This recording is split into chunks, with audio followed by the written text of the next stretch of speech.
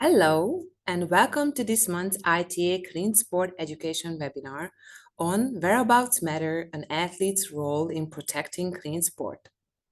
My name is Anita Hartung. I'm an educator and an athlete support officer at the ITA. Before I go any further, I want to make sure that everyone is aware of the simultaneous translation options we have. On your Zoom menu, there is a button called Interpretation. While we deliver this session in English, there are simultaneous translation options in Arabic, French, Russian, and Spanish. All of these languages are being recorded. You can also use automated translation captions. Select the supported language from the caption box in your Zoom menu. Please note that these captions are translations of the original English voice. In the case of any discrepancies, the meaning and the spirit of the original English will prevail. I am delighted to present this month's topic on Whereabouts Matter, an athlete's role in protecting clean sport, alongside our guest panelist, Marie-Gaëlle Pfister, Team Lead, ITA Legal Counsel. Marie-Gaëlle, I welcome you to turn your camera on and provide us with a quick introduction. Good morning, all. My name is Marie-Gaëlle Pfister from Switzerland. I've been working at the ITA now for 7 years, and I'm very happy and honored to do this webinar today with Anita on my side. Thank you, Anita, for the presentation. On to today's topic. All athletes who fall under the jurisdiction of an anti-doping organization are subject to their anti-doping rules can be tested. An athlete can be tested any place at any time, both in competition, usually immediately after you finish competing, and out of competition. This could be at home, at training, or even if you are on holiday. For anti-doping organizations to be able to locate athletes for no advance notice testing, some athletes are required to provide information so they can be found. Athletes who are required to provide this information, known as whereabouts, are included in what is called a testing pool. The whereabouts system is not just a formality. It is a key part of protecting athletes' right to compete in clean sport. It helps detect doping and acts as a strong deterrent to keep sport fair. Let's have a pool question first to get to know our audience. The question is, are you or is an athlete you work with required to submit whereabouts information? The possible answers are yes, no, I am not sure. Let's repeat the question. Are you or is an athlete you work with required to submit whereabouts information? The answers are yes, no, I am not sure. Let's close the poll and let's see the results. 63% answered yes, which means you are or an athlete you work with is providing whereabout information. 32 answered no, and 5% of you are not sure. Hopefully you will be sure after this session. Now let's start with the basic and invite MG to join us. Hi, thank you, Anita, again. I would like to start first to explain what is a RTP. Athletes in a registered testing pool, or RTP for short, have full whereabouts requirements and significant consequences for non-compliance. What is a TP? Athletes in a testing pool, or TP for short, have less whereabouts requirements, and the consequences for non-compliance are less severe. If you're unfamiliar with the term whereabouts, it is information provided about by athletes about their location so they can easily be found for testing. If an athlete is included in the RTP or TP, they will receive a letter of inclusion by email.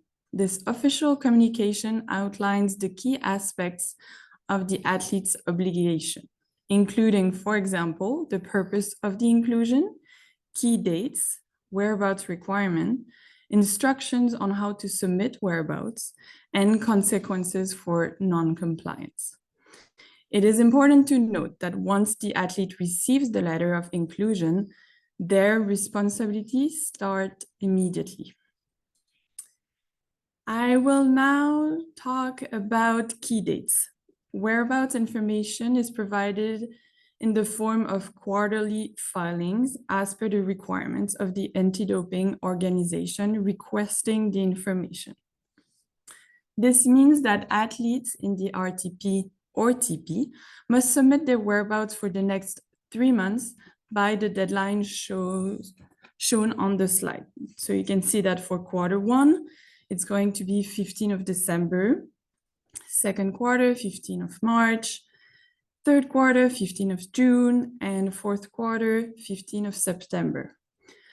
I would like to highlight the fact that the dates that we're showing you today are for athletes included in a testing pool for an international federation that has delegated the service to the ITA.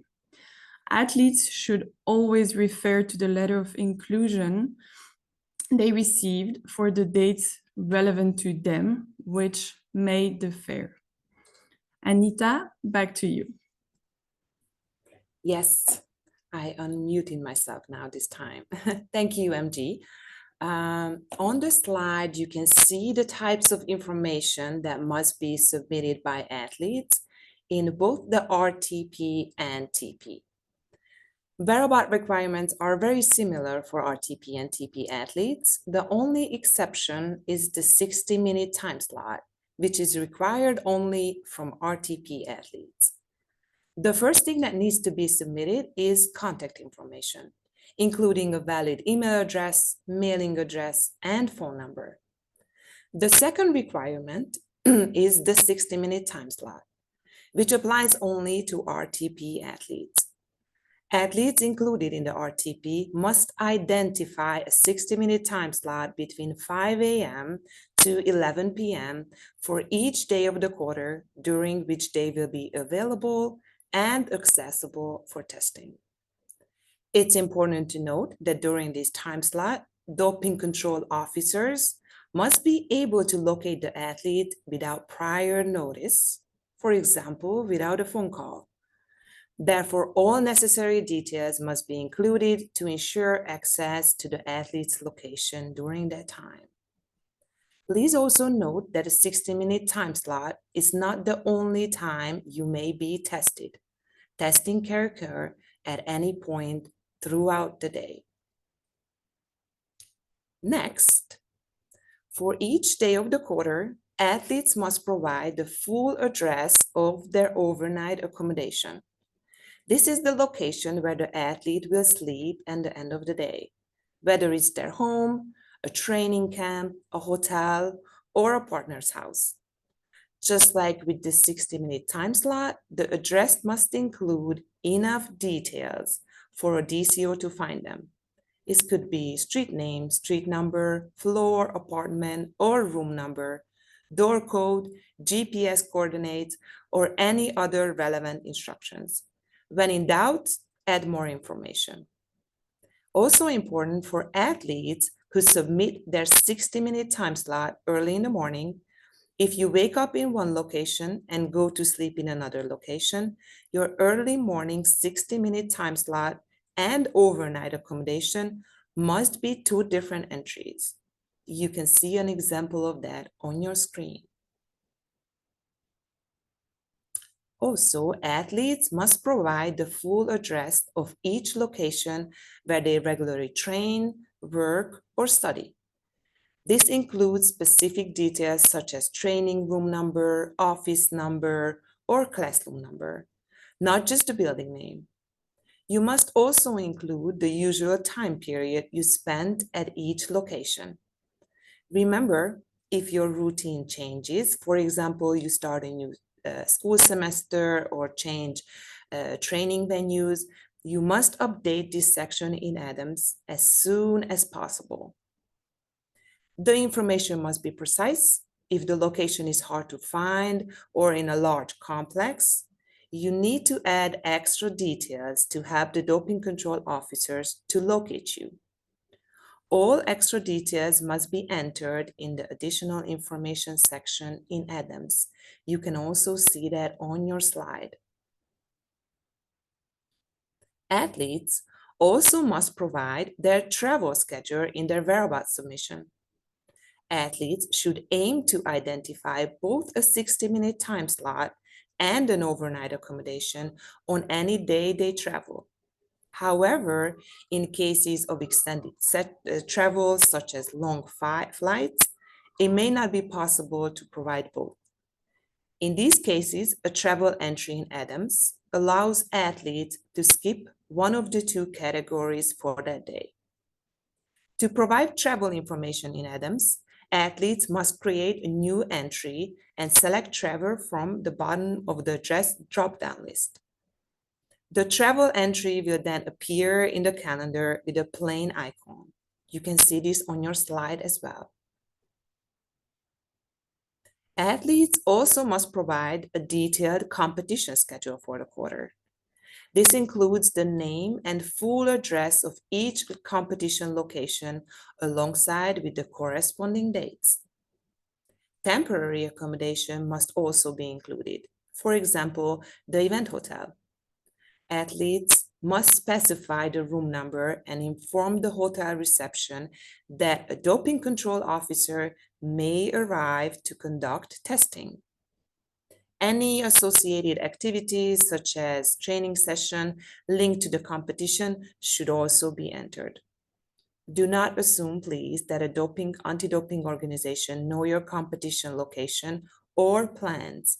It is essential that athletes are available for testing at any time and place, including before, during, and after competition.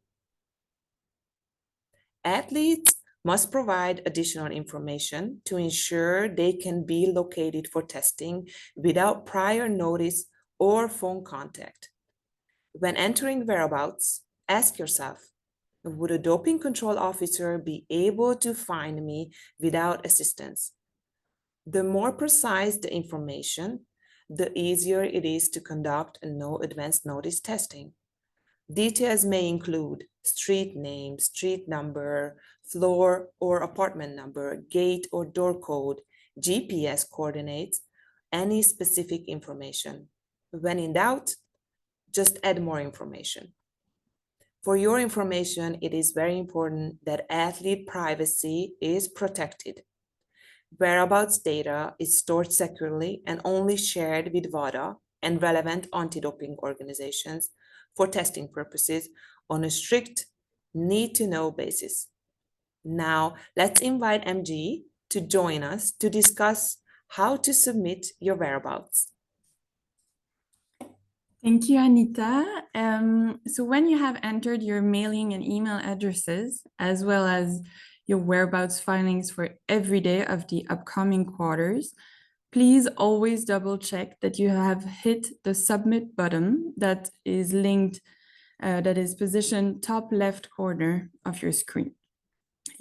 Otherwise, your information will not be visible for anti-doping organizations until you click on that submit button. So please don't risk a filing failure because you did not click on the button by the applicable deadline. We fully understand that providing your whereabouts information well in advance can be challenging. However, please ensure that you submit your information for each day of the quarter to the best of your ability. You can always update your filings as needed throughout the quarter. So once you have logged into your Adams account, follow these steps. Click your username on top right corner of your browser. Go to the configure your security options. grant access to non-submitted whereabouts to your custodian.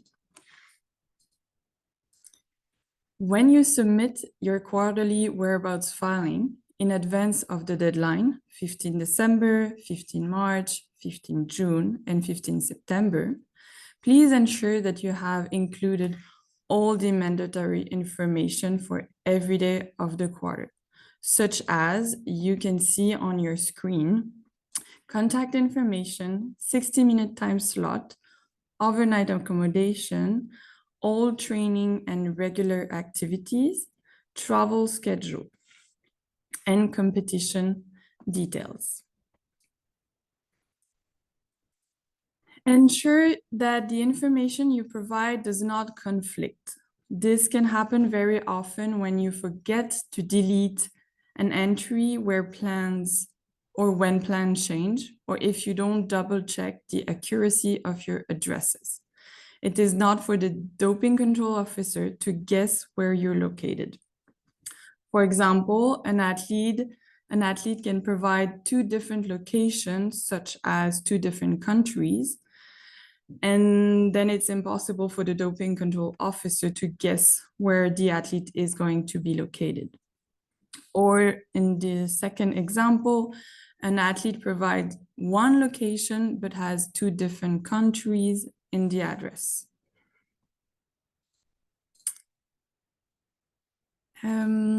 So you can stop submitting your whereabouts filings in 2 cases.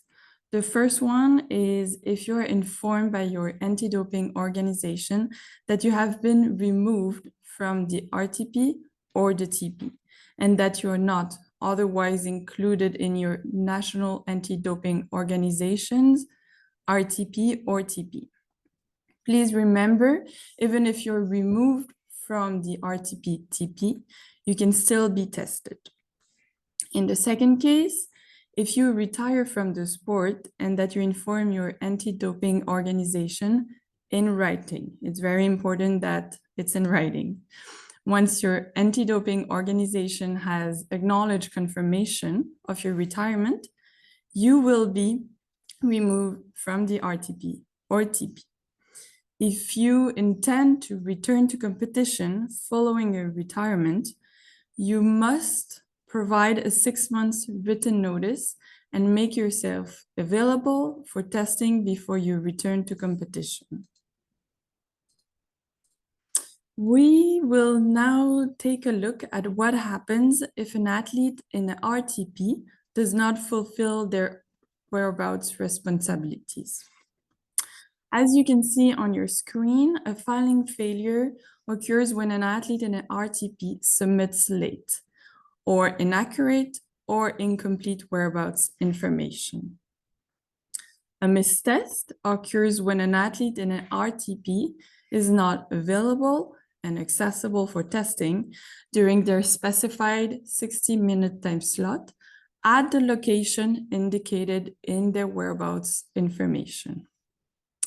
It is very important to notice that any combination of 3 filing failures and/or mistest within a 12-month period will result in an anti-doping rule violation and up to a 2-year ban from the sport for a first violation.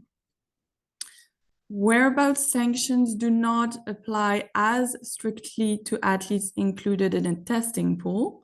However, if an athlete included in the TP does not comply with the whereabouts requirements, they may be moved to the RTP, and other consequences may apply as established by their anti-doping organization.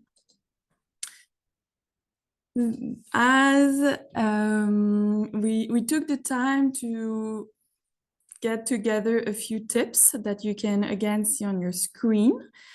And we hope those will make your life a little bit easier when navigating your whereabouts responsibilities. We have the first one, which would be proactively, please update your whereabouts. If your plans change, update your whereabouts filing as soon as possible. Set up alerts. Create reminders, I don't know, on your phone, for example, before your 60-minute time slot and quarterly submission. Provide sufficient information. Always ensure that you have provided enough detail, as explained by Anita before, for a doping control officer to locate you. You are responsible. What we mean is that you are, as an athlete, personally responsible for keeping your whereabouts filings updated. Even in the case where you delegate this task to a support team members, a coach, it can be a national federation, can be your parents, it really depends. But you remain, as an athlete, solely responsible. Hit submit, as we have seen when you have entered your whereabouts filing, always double check that you have hit the submit button. Don't create conflicting entries. Remember to delete those which no longer apply. Refusing testing is not an option, just so that you know, a refusal can lead to a 4-year ban from the sport. Keep your address book updated. Add all regular overnight residences to your ADAMS address book for easy updates. You can be tested at any time and anywhere. Testing is not limited to your 60-minute time slot. I will now pass the micro back to Anita. Thank you. That was super useful, MG. So we will move to the next part of our webinar. In the registration link, you guys had the opportunity to submit questions on today's topic. And we thank everyone who sent them in. We did receive a lot of questions, so we have grouped them so we can address as many as possible. MG will join us back again to discuss these questions. So the first 2 questions focused on understanding the whereabouts system. MG, can you please provide us with your response? Yes, of course. Thank you, Anita. So providing accurate whereabouts information helps protect clean sport by enabling true, unannounced, and unpredictable testing at any time and any place. This unpredictability is essential as it prevents athletes from anticipating and avoiding potential tests, thereby making the anti-doping program more robust and effective. And the second question, as an athlete, how can I get to know my rights and responsibility on this topic? As I explained before, you will receive a letter of inclusion from the ITA or your national anti-doping agency via email in general. This letter provides an overview of your responsibilities as an athlete included in the RTP or in the TP. It is, again, very important to note that should you delegate the submission of your whereabouts filing to a third party, coach, national federation, parents, anybody, and that third party makes a mistake, you will remain, as an athlete, personally responsible for whereabouts failure. Yes, these are super important informations. Thank you. So next we had questions regarding the support personnel and the guidance provided by anti-doping organizations. MG, can you please take us through these questions now? Yes. The third one, as a support person, how can I educate and protect athletes on this topic? I would say that as a support person, you can educate and protect athletes by ensuring they fully understand their responsibility regarding whereabouts filings and the importance of accurate and timely updates.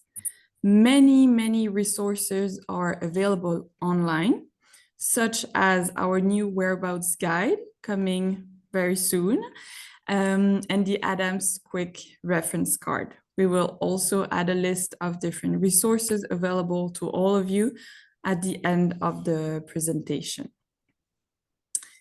Second question, what is the best way for anti-doping organizations to support athletes on this topic? The best way for anti-doping organizations to support athletes regarding whereabouts obligation is through, I would say, education, clear communication, and accessible resources. It can be also through courses, dedicated and educated staff. The ITA, we do also to support compliance, issue multiple reminders email to register testing pool and testing pool athletes regarding their whereabouts submission prior to each quarterly deadline. Thank you. Yes, we sure do. Next, we had questions regarding requirements. This is a topic we actually covered in detail during the webinar, but MG, could you please address this question for us? Yes. How do I know if my whereabouts are needed? You will receive, as mentioned, a letter of inclusion from the ITA or your national anti-doping agency via email in general. And this letter of inclusion will inform you if you have been added to a RTP or a testing pool.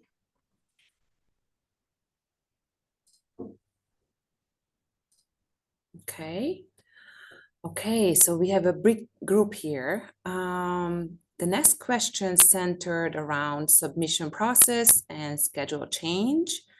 Can you please, MG, walk us through these 4 questions one by one? Thank you. Yes, with pleasure. Thank you, Anita. The first one would be, how can I register my whereabouts in Adams?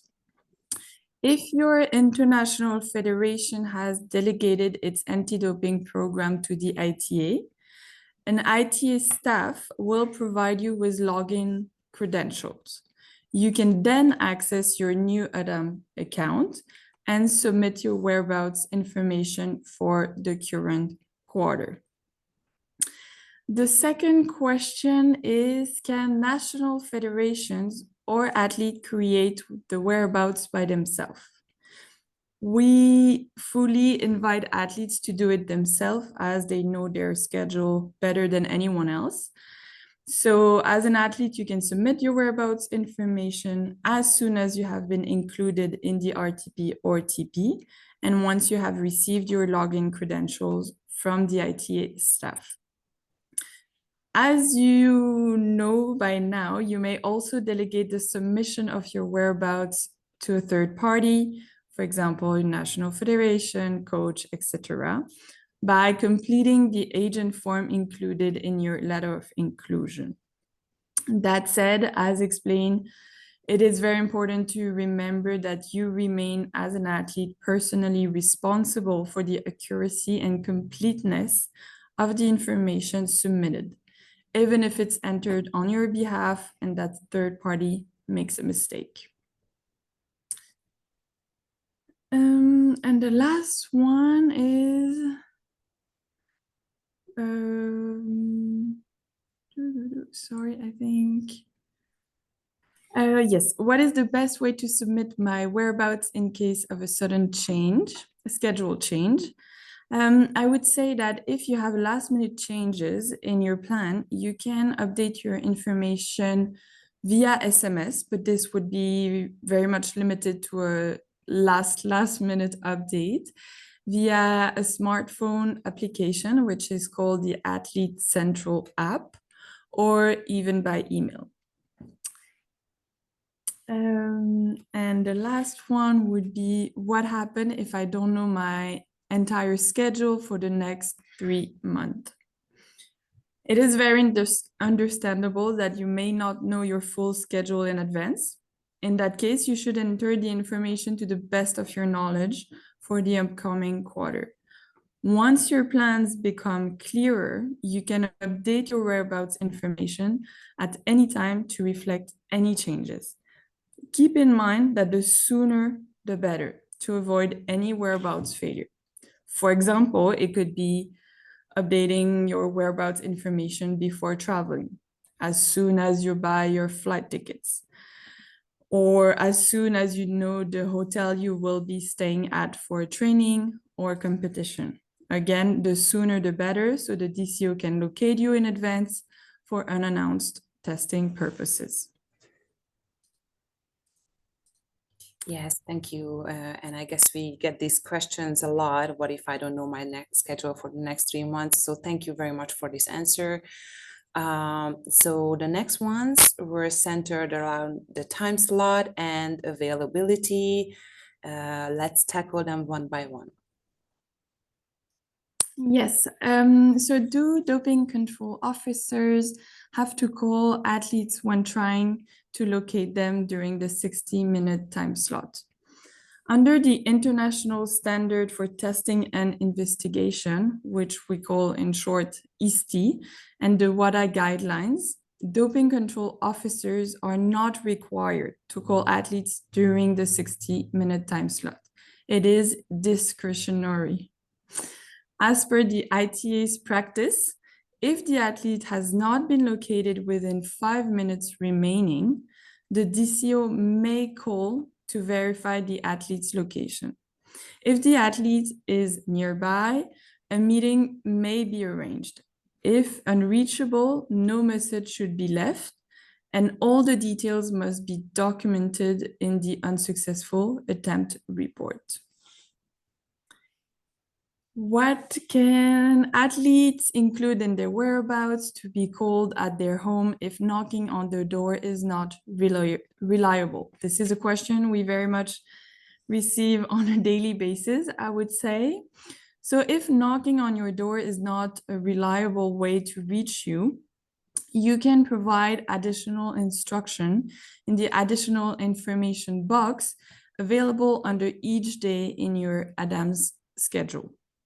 For example, you may include details such as specific entry instruction, again, such as use side gate, call apartment intercom number 12, ring the blue doorbell, knock on the left window next to the front door. Any tips is always better than no tips because the DCO cannot guess where you're located. Again, it's on you, athlete, to provide sufficient information so that they can locate you for testing purposes. You can also add the name of a person authorized to grant access, for example, if you live in a secured building or residence. We take this opportunity today to remind you that during the 60-minute time slot, applicable only to RTP athletes, you need to be available and accessible without prior notice. This means that a phone call is not mandatory and that the doping control officer should be able to reach you without it. Another example would be if you train, for example, on a mountain that is only accessible by helicopter, you cannot request in the additional information box that a doping control officer arrange for a helicopter to locate you for testing purposes. Such request would not be considered reasonable. Very much so. Okay, so let's move on. We also received 2 questions concerning the home address and activity details. This is certainly an important information that plays a key role in maintaining compliance and accuracy. So thank you, MG, for taking us through your answers. Yes, again, thank you very much. This is a question that we also receive on a daily basis. The question being, I would like to get clarification on this question. Do I need to write in the platform if I go out to restaurant for dinner? I would say that if your dinner takes place outside of your designated 60-minute time slot, you're not required to record every personal outing, such as going to a restaurant. However, you're expected to provide complete and accurate whereabouts information covering all mandatory activities, such as training, competition, and overnight accommodation. Therefore, As long as your whereabouts filings are accurate and complete, no filing failure will be recorded. In the case where there is a potential inaccuracy that is identified by the ITA will conduct a structured review under the International Standard for Result Management that we call ESRM. During this process, you have the right to provide explanations, challenge the notice, and/or request an administrative review. And the second question, can an athlete list their home address multiple times in their whereabouts to replace regular activities if they stay home for training? I would say that yes, an athlete may list their home address multiple times in their whereabouts information if they genuinely train or spend most of their time there. However, each entry must accurately reflect the athlete's actual schedule and activities. Athletes should avoid, I would say, using their home address as a default entry to replace other regular activities, such as training session at a club, gym, or on a track, if those activities occur elsewhere. Providing realistic and precise information really help ensure that doping control officer can locate you efficiently for testing. Thank you, MG. And the last question addresses the language and availability in ADAMS. This is an important topic as access to information in one's native language can significantly impact understanding, compliance, and user experience. So can you tell us what options we currently have available? Of course. As of today, ADAMS and the Athlete Central app are available in multiple languages, around 25 different languages. If an athlete's preferred language is not supported in ADAMS or the Athlete Central app, I would say they should use a supported language they're comfortable with. They can also ask their anti-doping organization or support staff for help. And they can also refer to WADA's help guides or contact WADA directly for support and for assistance. Language options may expand over time, so we really invite all of you to check for updates regularly.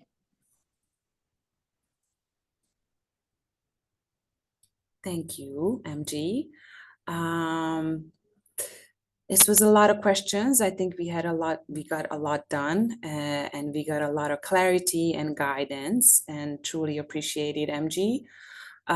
We have also linked some ADAM tutorials. If you are in the testing pool or support an athlete who is in the testing pool, we truly recommend that you take the time to watch these ITA tutorials available to support you with different ADAMS related tasks. We also have a slide where we listed our resources from WADA and also from ITA. This is a kind reminder also that you will receive the slides from us after the session. Now, maybe we can take the live audience questions now. We still have some time left. We also encourage you to submit any questions that you have in the Q&A box, so we can tackle them with MG.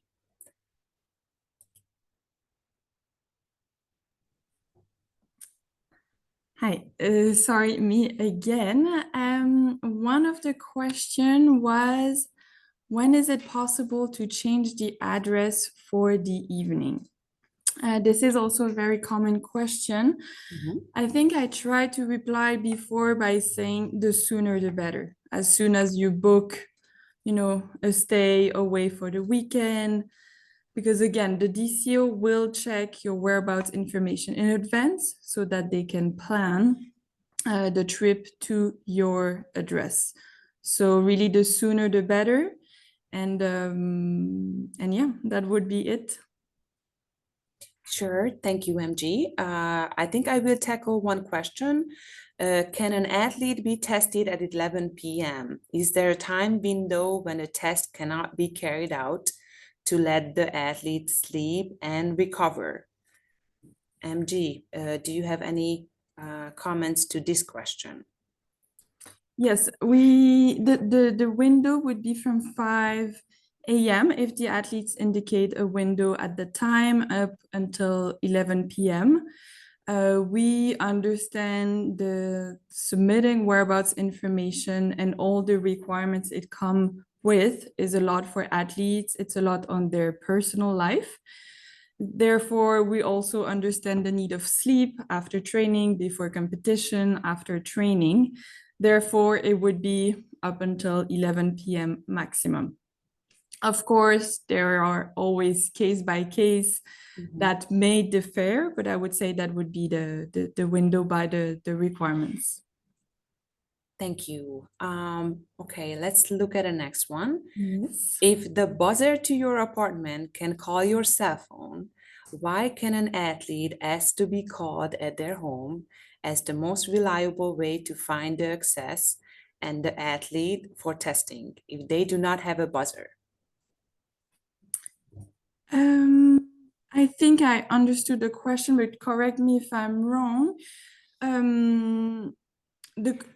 Sorry, can you repeat the question? Yes, so basically, I think the question is why is a doping control officer is not allowed to call an athlete when sometimes a buzzer to the door, it's connected to somebody's cell phone right away. So I think we tackled this question during the webinar, but maybe to reassure some of our audience members why the doping control officer is not mandatory for them to call an athlete.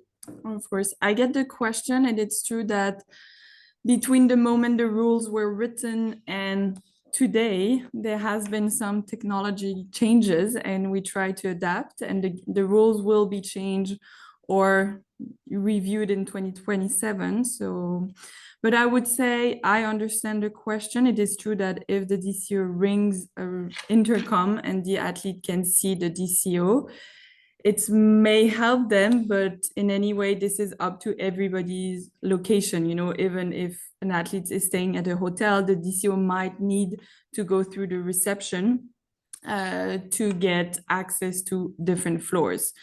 Again, regarding hotels and receptionists, we really recommend athletes to provide their hotel room numbers, so that the DCO can access as fast as possible. Also, on that topic, I would like to remind athletes that if you're not located during the 60-minute time slot, but you're available shortly after the 60-minute time slot, the athletes still remain responsible for a missed test because the athlete must be available and accessible during the 60-minute time slot without prior notice. Yes, thank you very much. And we have one more question regarding the distinction between a missed test and a filing failure. So I think that's definitely under your belt. Considering the athlete can be tested at any time, one question: what happens if an athlete is not found at the training location they entered in Adams? Could this lead to a filing failure or a missed test? Thank you for the question. It is very hard to respond with just one answer because it's a very case-by-case answer. Meaning that if the athletes indicate training in Switzerland, for example, but we get to know from, I don't know, his mother, father, coach, that the athlete is actually competing in the States, for example, the athlete can receive a filing failure. If the athlete is not located during His filing failure, again, it's a very case-by-case answer, and I'm very happy if anyone has a very specific, a case that they would like to submit to me in writing at info@ita.sport.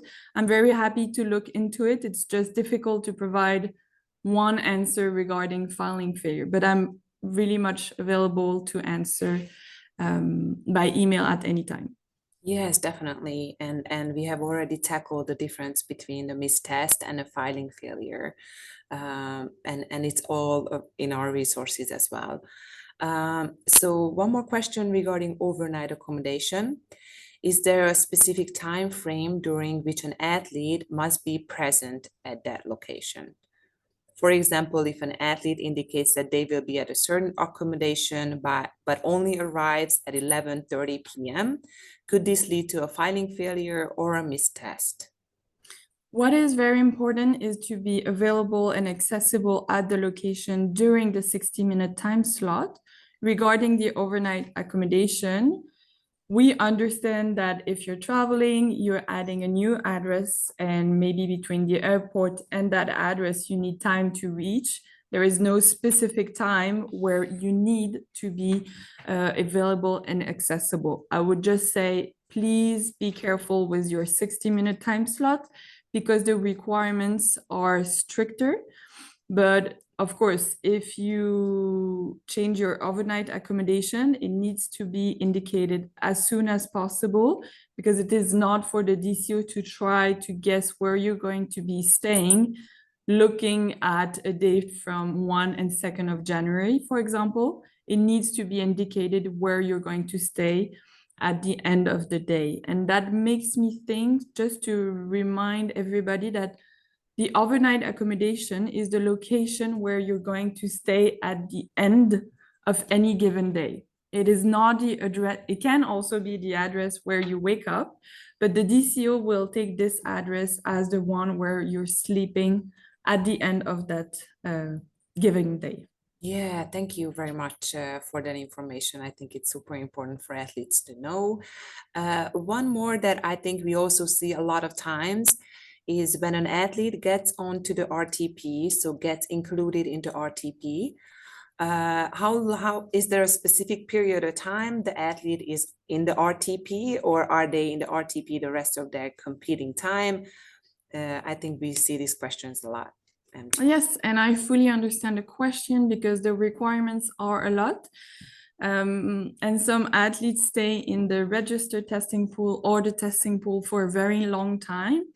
I would like to reassure everybody that those pools are not created based on nothing. We do have an internal department that is in charge of risk assessment. They create those pools based on multiple different indicator. So therefore, some athletes can be in it for a specified competition because, for example, before the Olympic Games, some athletes may be included right after. It really depends on the sport, on the athlete's result, on the general situation in the sport, I would say. So again, it's a very case-by-case answer. If there is any athlete that would like to know more or get more explanation about why they have been included for such long time, sometimes it happens. I'm happy to answer via email at info@ita.sport. Yes, definitely. I see some questions in French. Maybe we can get somebody from the education team to translate them. But maybe just let's tackle one more because of the timing's running out. Is there any maximum number of tests in a month or in a year? No, there is no maximum. Again, very case-by-case answer. It depends on the athletes himself, herself, on the result, the testing plan, because we have an entire department that plans the testing. Therefore, no, there is no maximum test. But again, we try to be mindful of athletes and not to test them every day, but for sure, before some big events, for different reasons, we might increase the number of tests on different type of athletes. Yes, thank you. One more new message. Okay. So maybe let's tackle one regarding retirement. So what happens if an athlete would like to retire from the RTP? How they go about that? Yeah, of course, that happens very often, and it gives me the chance to say it is not because an athlete is going to inform the media that his or her retirement is going to be effective, because it can give us a tips, but it is not for us to track every athlete's career choices on Google. It would be a bit much. Therefore, in the letter of inclusion, it is written, that for retirement to be effective, the athlete needs to inform their anti-doping organization in writing, via email in general. So for every international federation that has delegated the anti-doping program to the ITA, we will receive this, and then they will be informed of their, the fact that they're removed from the RTP, and that if they want to come back to the competition, there will be some requirements for them before coming back, such as making themselves available for testing before they can, compete again. Therefore, we ensure that the pool competes clean before the competition. Okay, super. I think we have time for one more question. What happens if you are on a road trip and then your time changes and you don't really have a plan? Yes, we got this question. I would like to say that, again, at the ITA, we have very dedicated staff. They're very much available to answer those questions if you have a trip. I would say the main thing would be to inform the ITA before a trip, even though you don't for sure know your exact location. Try to make sure you can have access to internet so that you can update your overnight accommodation and or testing slot on your phone. But I would really say to inform, again, as many people as possible of where you will be, and try to be reachable by phone, because as an athlete included in the registered testing pool, again, there is sort of 3 joker, but if you get 3 filing failure and or mistest, you might get a 2-year ban. Therefore, we would recommend to communicate as much as possible. Yes, definitely. Thank you, MG. I think we answered a lot of questions. I'm sorry if we couldn't get to everybody's questions. You can always email us. MG is available, but also everybody else here at the ITA. So we welcome questions. The more questions, the better. So please communicate with us, reach out to us. And then now let's move on to our next slide, which shows that you have to mark your calendar. You can already sign up, view the QR codes for the remaining ITA monthly webinars on what you need to know for 2026, which will be on the 6th of November, and Milano Cortina 2026 anti-doping program on the 10th of December.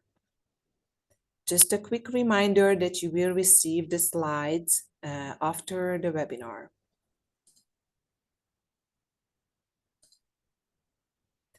And to wrap up our webinar, if you still have any questions or you have questions that we were unable to answer due to time, you can always reach us at education@ita.sport. A big and huge thank you to MG, and of course, a big thank you to all our audience for your attention and very active participation. We hope that you found this session valuable. and see you soon, and have a great rest of the week. Bye, everyone. Bye, and thank you very much, Anita. Have a nice day. Bye. Bye, everybody. Thank you.